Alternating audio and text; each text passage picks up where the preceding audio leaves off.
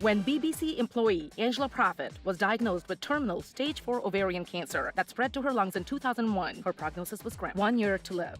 Angela underwent major surgery and chemotherapy at Hartsland Hospital in Birmingham, England. She swam to build her energy levels and did yoga regularly. She has also tried reflexology, aromatherapy, and Reiki. Angela was told to relax, rest, and live life at a slower pace. She tried, but she found it was impossible as her spirit to live was too strong, and there was so much in life she still wanted to accomplish. So she went back to living every day to the full and thinks this has helped her cancer journey because she is too busy to think about it. She did change to a healthier diet and reduced her sugar intake and ate less red meat, but she still eats food she loves in moderation and very often has afternoon tea with scones, cream, and jam. She still consumes sugar in fruit, chocolates, and cakes, again in moderation. She does have 5 portions of fruit like raspberries and blueberries daily. Regarding fear, she was told the cancer came back 4 times, and each time she wondered if she would beat it. But then she turned that fear around and was more determined than ever to beat it.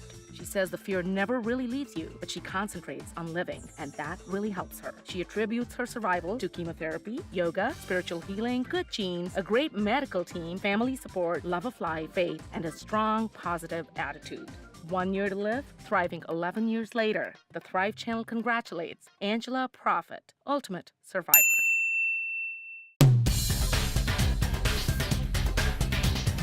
I am a breast cancer survivor, a blood cancer survivor. I'm Dr. Holly Lucille, a naturopathic doctor. I am a mom of a teenager, a basset hound owner, a military wife. My name is Dr. Deanna Atai, and I'm a breast surgeon. I am a cancer survivor who is looking for answers just like you.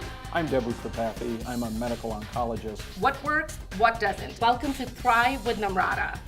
Question for my doctors here, sugar and cancer.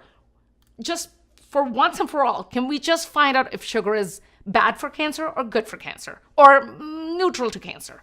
Well, it seems like we should know the answer to that, but we don't. Keep in mind that the sugar in our body is very tightly controlled by insulin and other endocrine factors. So when we eat sugar, what the body sees is normally constant. However, sugar does alter our metabolism in many other ways. We know that it raises insulin levels, for example, and insulin may be associated with cancer development and cancer progression. It's been shown that in people with diabetes that have insulin-resistant diabetes, that high insulin levels are bad in terms of their relationship with cancer recurrence, and people that take insulin similarly. So there is a theoretical basis to believe that we do want to minimize sugar and simple carbohydrates, but to what extent? Do you totally forbid it? Do you just use it in moderation? It's probably not practical to totally take it out of the diet. So my message to patients is, in the absence of clinical data that tells us to what extent it's a bad thing, it certainly makes sense from other health standpoints to minimize the amount of sugar and simple carbohydrates, but I'd make that a recommendation to anyone. Yeah, and I think the biggest thing with sugar,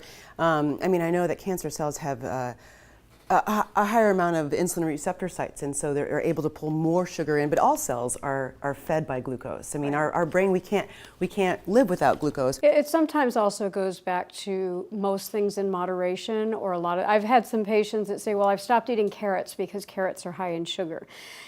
How many carrots can you really eat in a day? I have in my office a candy dish full of really good dark chocolate. And I've had several patients chastise me. Don't you know that sugar feeds cancer? My response is, life's too short to go without a little bit of good dark chocolate. So many things in moderation are probably just fine. Angela Prophet, thank you for being an ultimate survivor and ultimate thriver. We'll see you next week.